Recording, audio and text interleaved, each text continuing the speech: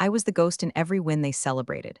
You know that weird, hollow feeling when you hear your own name praised in a press release, but it's sandwiched between buzzwords like cross-functional excellence and technical support from the data team?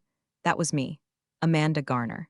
Lead architect behind Dovian Metrics' entire predictive analytics platform, the thing that helped land us two major PE deals and get our logo slapped next to names like Broadspire and Haven Capital on investor decks. And yet somehow, when Dale, our smarmy, beady-eyed CEO with veneers so white they should have come with a warning label, toasted to team effort, my glass was never even clinked. Don't get me wrong, I wasn't bitter. Not at first. For years, I played the role, head down, workhorse. I'd take Dale's vague vision scribbles, usually delivered over lukewarm conference room coffee and breath that smelled like stress and sugar-free gum, and translate them into actual architecture that made sense to investors. The board thought our Vision Sync forecast engine was AI-powered magic. In reality, it was me, 3 whiteboards, and 6 months of sleep-deprived logic building on weekends while Dale networked in Aspen. But I didn't care. I loved the work. Watching numbers unfold into patterns, watching those patterns predict behaviors, it was like a living language only I spoke. And speaking it well had bought the company enough credibility to secure not just funding, but buzz. That intoxicating kind of buzz that gets executives thinking IPO and tech journalists sniffing around for exclusives. That buzz I built. So, imagine my surprise when I opened my calendar and saw nothing. No invite to the company-wide 5-year strategy offsite at the Prescott estate. No prep decks. No mentions. I thought it was a mistake, maybe my calendar didn't sync, so I knocked gently on Dale's door. He looked up from his standing desk treadmill like I'd interrupted open-heart surgery. Oh, Amanda. Yeah, no, don't worry about the offsite, it's just a small meeting, mostly vision stuff. He actually said that, just a small meeting. Like the future of the company wasn't partially balanced on the exact algorithms I wrote to get us here. I nodded, tight smile, and backed out of the room before I said something nuclear. I'd been patient. For years, I let the sales team take credit for my projections. I let product leads slap their names on tech white papers I ghost wrote. Hell, I even rewrote Dale's speaking notes the night before he was due to pitch at that European investor forum last fall. He butchered them anyway, then forgot to thank me. But now, standing in the break room staring into a burnt pot of decaf like it held the secrets of the universe, it finally hit me. I wasn't in the room because they didn't want me in the room. I wasn't a liability, I was a buffer. Someone they could parade out when they needed credibility, but hide away when the real money started talking. And you know what? That stung. Not like a slap, more like a slow burn. Like realizing the applause had always been for the puppet, not the hands pulling the strings.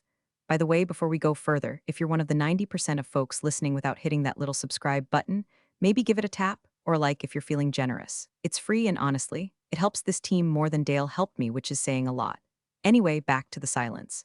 That day I went home early, told the team I was finishing a model iteration, which was half true. The other half of the truth, I sat in my apartment, opened a bottle of Pinot I'd been saving since my last promotion that never happened, and stared at the ceiling. It wasn't just about the meeting. It was about always being one step behind the closed door, being the name they conveniently forgot to print on the org chart, the ghost in the machine they relied on but never acknowledged. I didn't know what I was going to do yet, but something had shifted. And when an invitation landed in my inbox the next morning, one with the subject line Keynote Opportunity, Global Innovation Summit Tahiti, I didn't even hesitate. I clicked accept. The Prescott estate wasn't just some rented cabin in the woods. It was the kind of place where board members helicoptered in wearing fleece vests that probably cost more than my car. A private compound carved into a hillside, with rustic charm so curated it made restoration hardware catalogs look like yard sales. Word had gotten out, mostly from the interns who booked the travel itineraries, that Dovian's leadership team would be vision mapping the company's future from this offsite for the next 4 days. Translation: sipping overpriced bourbon while pretending Dale's buzzword soup meant something strategic. I didn't hear it from Dale. I heard it from Jenna in finance, who accidentally CC'd me on an email about carpooling from the airport. I stared at my screen for a full minute, rereading the words board retreat agenda like I'd uncovered a dirty secret. Which I guess I had. I wasn't on the agenda. I wasn't even in the room. Now, normally, I'm not the type to storm into an office demanding explanations, but something about this felt surgical. Like they'd cut me out on purpose, made the decision in whispers, rehearsed it behind doors I helped install. I gave Dale the benefit of the doubt. Maybe it was an oversight. Maybe they were keeping it lean this year, focusing just on core executives, so I knocked again. He didn't even pause his typing. Oh, Amanda. Yeah, no, don't worry about the offsite. It's just a small meeting, mostly vision stuff. That phrase again, just a small meeting. I don't know why that one dug under my ribs like it did. Maybe because I'd heard it before. Maybe because every time I asked for a seat at the table, Dale handed me a fold-out chair and a coloring book. You're not presenting any of the Q4 projections? I asked, careful to sound casual, like I wasn't calculating how many hours I'd spent building the models they were about to showcase without me. He shrugged. We'll summarize them. Don't worry, your work speaks for itself. That was supposed to be a compliment. Felt like an obituary. I stood there in my pressed blazer and smart shoes, the uniform of someone who's played the game right, and realized, finally, brutally, that I was never going to be invited inside. I wasn't a threat. I wasn't even a person to them. I was a function. A lever they pulled when numbers needed to dance. You sure you don't want me to prep a visual for the investor outlook section? I tried one more time, more out of habit than hope. Dale looked at me like I'd offered to sing karaoke at a funeral. No need. We'll keep it high level, of course. Heaven forbid we drag facts into a vision meeting. I walked out before the heat behind my eyes turned into something visible.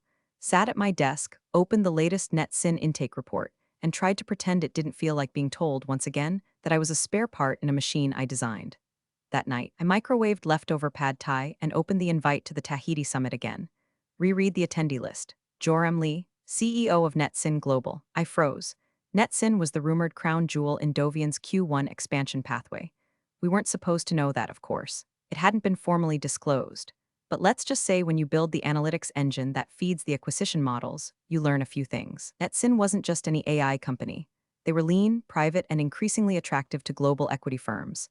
They also weren't cheap, which meant any acquisition needed exclusivity and airtight planning. Planning I was supposed to help lead, but now? If Joram saw me at a rival summit, shaking hands and talking architecture, what exactly would that look like? The thought sent a jolt through me. Not adrenaline, not fear, permission. Permission to stop waiting for the invitation and start writing my own. So I booked the flight. Window seat, direct. No checked bags, I wouldn't be missed, but I would be seen. The invitation had been sitting in my inbox for a week, like a stray $100 bill wedged under the couch cushion. Subject line, invitation to speak Global Innovation Summit, Tahiti 2025. Honestly, I'd almost deleted it. I get those things sometimes. Conferences looking for someone to fill a slot on a Thursday panel, usually wedged between a blockchain guy and a biotech startup that's trying to 3D print livers out of algae. Most of the time, I ignore them. This one, though, something made me scroll past the boilerplate and dig deeper. Keynote speakers, attendee list, sponsors, and then I saw it, Joram Lee, CEO, NetSyn Global. I stared at the name like it had grown teeth, the same NetSyn that was quietly tagged in our internal planning dashboards as Project Horizon, the same NetSyn whose growth trajectory I'd been modeling for the last 5 months, whose tech stack I knew better than I knew the back of my own hand. Dale hadn't said a word, not to me, not to anyone outside the board, but it was obvious. Dovian was circling them. They were our next move. And now Joram was going to be in Tahiti, at the same conference I'd just been asked to attend. Not just attend, speak at, on the main stage. I clicked the invite again. My session, Thursday morning, 11 a.m. Topic, transparent systems and predictive modeling. Hilarious, right? The one thing my own company couldn't manage, transparency, and now I was being flown across the world to talk about it. I sat back in my chair and let the silence of my apartment stretch out. It was midnight, rain ticking against the windows. My inbox was full of words from people who used my models but never remembered who built them. And this was an open door.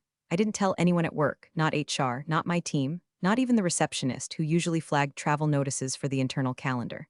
I booked the flight on points, used personal time, blocked my calendar with out-of-office family obligation. That part wasn't a lie. I was finally showing up for me. Packing was weirdly emotional. I tossed my old work laptop in a sleeve just in case I needed a demo, then stopped myself. This wasn't a Dovian trip. This wasn't Dale's show. This was mine. I left the laptop on the kitchen counter and packed sunscreen instead. The flight to Papeete was long enough to uncoil all the tension that had been wired into my spine for the last 3 years. Somewhere over the Pacific, between two bad movies and one glass of mediocre Chardonnay, I started to feel something. Not peace exactly, more like permission. I wasn't defecting. I wasn't sabotaging. I was just breathing again, for the first time in months. The resort was surreal. Palm trees, infinity pools, every shade of blue you can imagine and some you can't. The kind of place that made you question why you ever chose fluorescent lighting and quarterly ockers. And the people, electric. Founders, CTO, ethics professors. A woman from Nairobi who designed a machine learning model that predicted crop failure 6 weeks ahead of time. A man from Oslo who'd built AI systems for neonatal care. And then, on day 2, I saw him. Joram Lee. He looked exactly how you'd expect a CEO to look when he wasn't trying to impress shareholders. Cargo shorts, sandals, and a laugh that echoed like it had nothing to prove. He was talking to someone from the Singapore delegation when his eyes caught mine. I nodded. He nodded back, polite, distant, good, let him wonder. The next day I gave my talk. I stood barefoot on a stage overlooking the ocean and walked through 3 case studies, 2 sanitized Dovian projects, 1 external consulting gig I'd done last spring. I talked about visibility, accountability, building systems that include the architects, not just the decorators. The applause was warm, real. I could tell because no one was checking their phones. And afterward, Joram approached me. Garner, right? He said, smiling. From Dovian, that's me. I've read some of your work, didn't realize you'd be here. Neither did my boss, I said, smiling back. We shook hands, and that moment, that single click of flesh and intent, was when everything changed. Later, as the sun set, I posted a photo. Just one me, Joram. A ticky drink in my hand. His name badge barely visible in the frame. Caption, always learning, always building. Visibility matters, no hashtags, no agenda. But I knew exactly what I'd done. And so would everyone else by morning. There's a certain type of silence that comes after you step off a stage, the kind where your heart's still beating against your ribs, but the world hasn't decided yet whether to applaud or forget. That's where I was. Barefoot on a teakwood platform in front of 100 strangers, holding the last word of my talk in the air like an uncashed check. Transparency isn't a feature, I'd said, it's a promise. When you keep with your people or break behind closed doors, pause. And then the applause started, not the scattered, obligatory kind. This was full-bodied, honest. I let it hit me like a wave. No Dale whispering in my earpiece, no sales exec standing beside me to reframe my logic in digestible sound bites. Just me and my words, and a clear blue horizon at my back. I stepped down, and for the first time in years, I didn't feel like a borrowed tool. They surrounded me after. A woman from Tokyo who ran compliance for a fintech startup said my presentation was like therapy. A PhD from Stanford asked if I'd ever thought about publishing. But it wasn't until the crowd thinned that I saw him again. Joram Lee, standing at the edge of the veranda, drink in hand, half smiling like he'd been waiting for the rest of the world to shut up. He approached slow, casual, curious. The kind of approach you only make when you're not afraid of the answer. You're Amanda Garner, he said. Not a question, more like confirmation. I am, I replied, and you're Joram, he nodded. I read your architecture breakdown from last spring, the one buried inside the Dovian patent filing. I blinked. That wasn't meant for public, he shrugged. It was public enough if you knew where to look. For a second, I didn't know whether to laugh or call legal. But then I saw it, real recognition, not flattery, not networking, respect. You've done some? Interesting work, he added, sipping his drink. Smart, efficient, not like most of what I see from firms your size. I tilted my head. You mean bloated and over-engineered? Exactly, he grinned. They all scream innovation. But you're the first one I've seen who built something that actually predicts more than it justifies. That's rare. We talked for 15 minutes, then 30. And somewhere between the fourth anecdote about bad data hygiene and his quiet confession that he preferred engineers over executives, I realized something. Joram didn't see me as a proxy for Dale's empire. He saw me. We didn't discuss the acquisition. Not directly. When I mentioned some of the challenges of keeping teams aligned without visibility into strategic decisions, he didn't blink. Let me guess, he said. Your CEO says it's above your pay grade? Something like that. And yet, he said, you're the one who built the thing that got them here. That one stuck. Later that evening, just before dinner, I stood by the infinity pool and let the light hit just right. Joram joined me for a drink, and someone nearby offered to take a photo. I didn't say no, we both smiled. Casual, like it was nothing.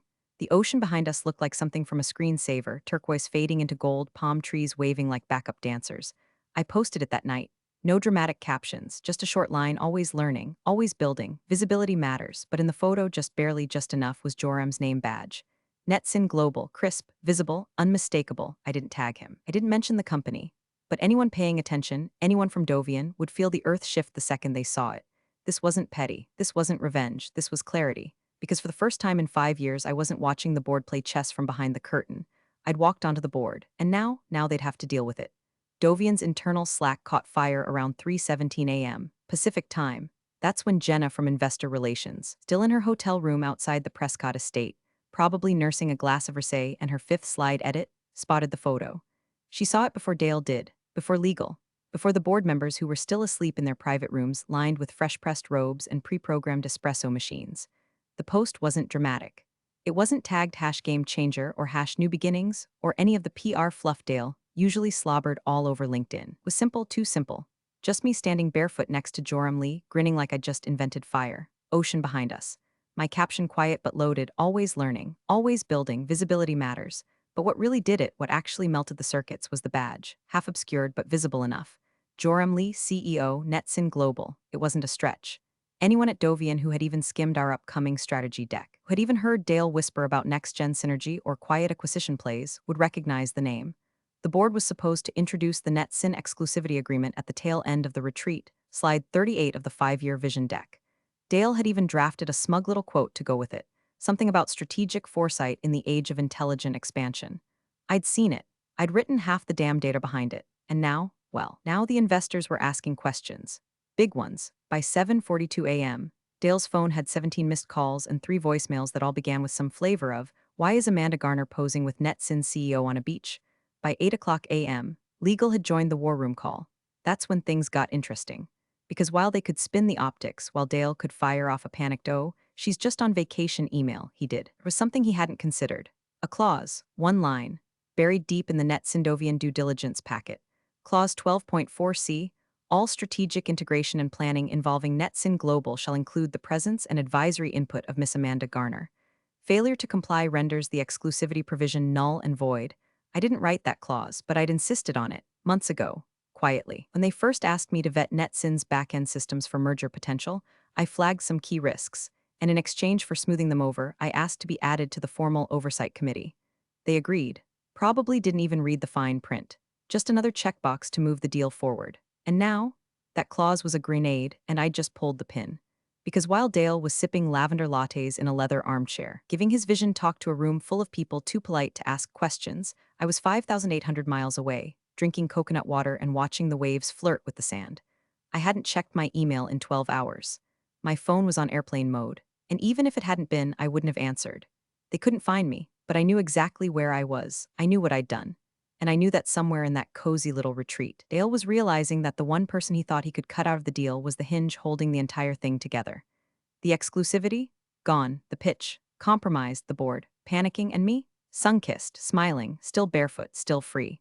The boardroom at the Prescott estate wasn't built for crisis, it was built for preening. Leather chairs, floor-to-ceiling windows, a live-edge walnut table so pristine you could probably see your career evaporate in the reflection. And on that particular morning, that's exactly what was happening. The vision session had barely started when Jenna walked in pale as printer paper, holding her phone like it was radioactive. She didn't speak, just held it up and pressed play. A screenshot of the post, my face, Joram's badge, my caption, visibility matters. Then the legal Zoom window blinked to life, late, disheveled, clearly roused, too early and not happy about it. Dale tried to laugh it off at first. Ah, Amanda, always off on some adventure. She's probably networking. No big deal, but no one laughed because the email had already come in. Sent at 6:23 a.m. Eastern marked high priority. From Elise Harlow, General Counsel NetSyn Global. Subject, breach of engagement clause. Body, to whom it may concern, we were approached under the assumption that Miss Amanda Garner would be a direct participant in all integration planning, stipulated in Clause 12.4c of the Preliminary Due Diligence Agreement. Her absence from all strategic sessions constitutes a breach. Effective immediately, NetSyn withdraws from exclusivity negotiations.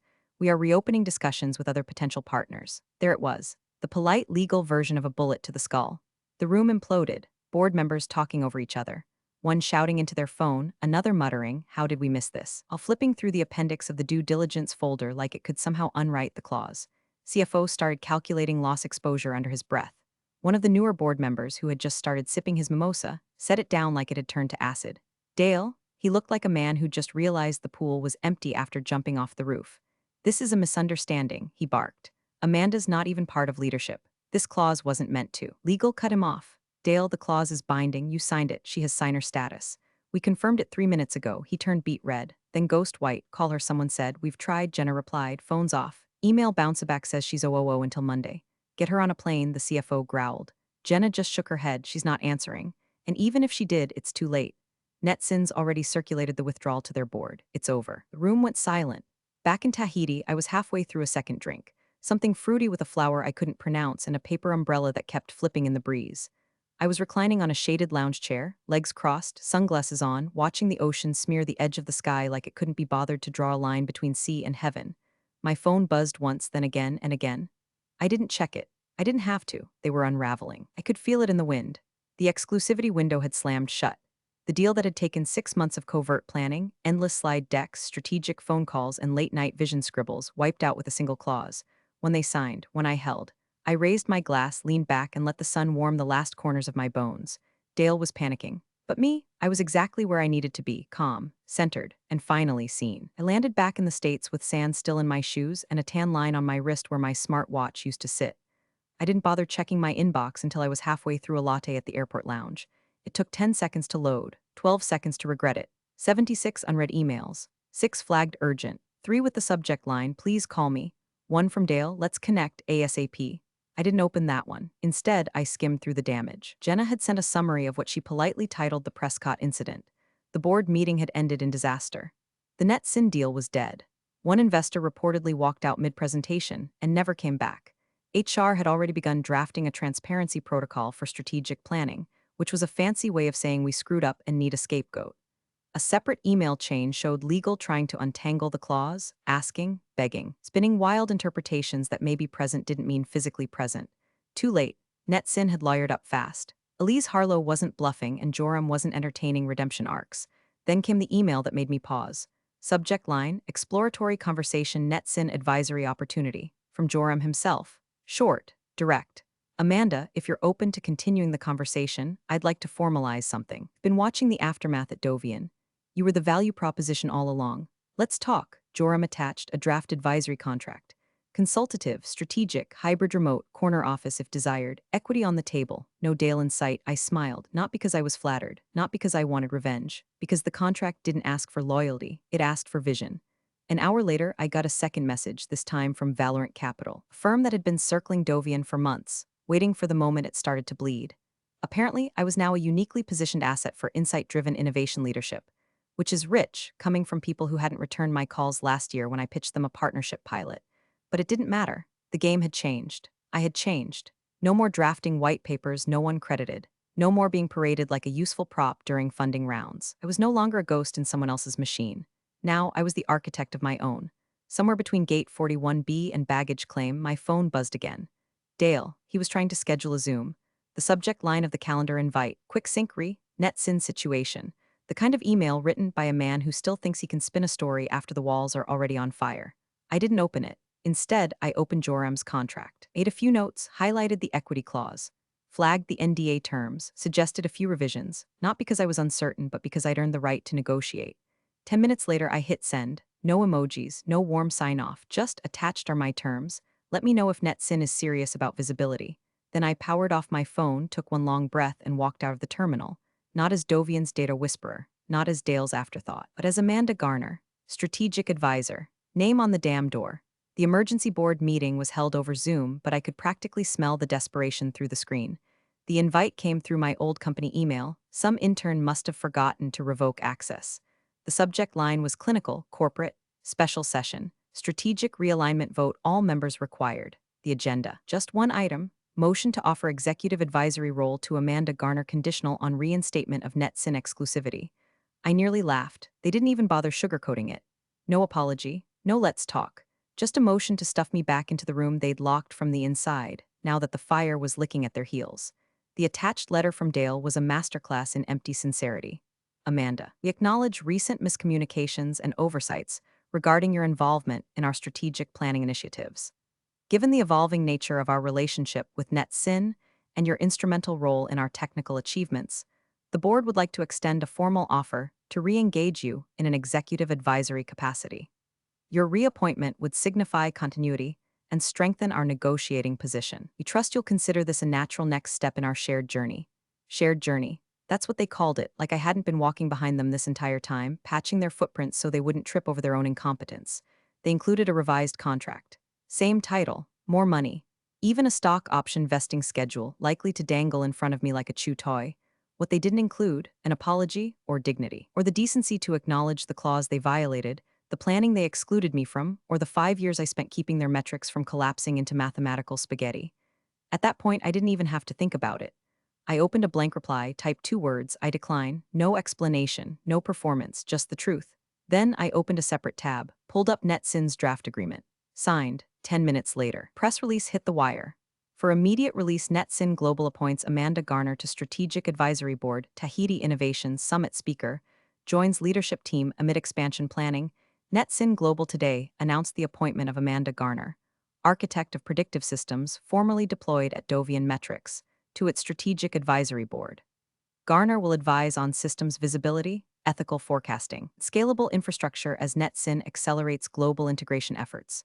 Amanda's clarity of vision and commitment to transparency make her the ideal partner as we grow, said Joram Lee, CEO of NetSyn Global. No further comment will be made at this time. That was it. No victory lap. No vindictive quotes, no Dale bashing, just facts. My name, my title, my new reality. The message to Dovian wasn't hidden. It was spotlighted, plain, direct. Beyond question, I hadn't just walked away, I'd leveled up, and now I wasn't just advising on visibility. I was the visibility, and they couldn't look away. I waited exactly 24 hours after the NetSyn press release went live. No rush, no thirst trap tactics, just timing. Let it settle. Let the board digest the headline. Let Dale reread that quote from Joram 3, maybe 4 times, trying to convince himself it was all just semantics. Let the investors fire off their polite "what the hell is going on" inquiries, and the PR team quietly shift from damage control to obituary writing. Then I posted the photo. Same spot, same sun, same ocean curling in the background like it was applauding. But this time, no Joram, just me, standing alone on that deck, wearing the same easy smile. No filters, no corporate lanyard. Just a woman who didn't need a badge to be seen anymore. And the caption: visibility isn't just about what you see, it's about what they finally can't ignore. That was it. No hashtags, no tags, no what Dale mentions. Within minutes, it exploded. Ex-Dovian employees sent DMs with clapping emojis and fire gifs. 2 venture firms I'd never worked with slid into my inbox asking if I had advisory bandwidth.